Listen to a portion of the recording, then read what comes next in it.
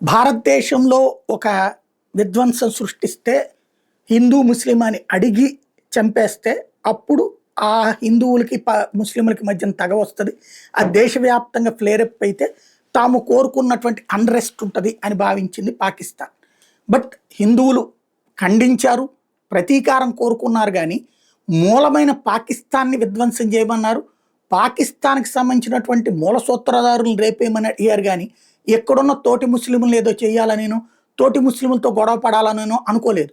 ఆ పరిపక్వత, ఆ ఆలోచన తీరు, ఆ స్థిరత్వం, ఆ అవగాహన హిందువుల్లో ఉండబట్టినే భారతదేశం మీదన 700 సంవత్సరాల నుండి జరుగుతున్నటువంటి కుట్రలు భగ్నమైనవి.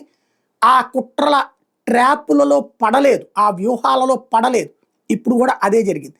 ఇప్పుడు అది ఫెయిల్ అయినటువంటి సందర్భంలో పాకిస్తాన్ ఇప్పుడు భారత్ మీద పడి ఏడుస్తున్నటువంటి కొత్త కాన్సెప్ట్ ఏంటంటే ఇమ్రాన్ ఖాన్ వర్గం వచ్చి రోడ్లెక్కి గొడవలు చేస్తున్నారు.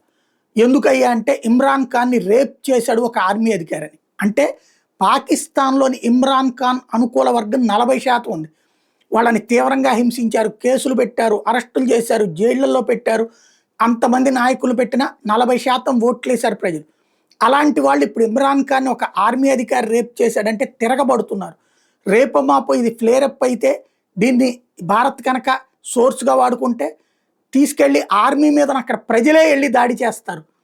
అక్కడున్న ఆర్మీని అక్కడే కొడతారు, అక్కడే చంపేస్తారు. ఆ పరిస్థితి వస్తుందేమో అని భయపడి వస్తుంది పాకిస్తాన్.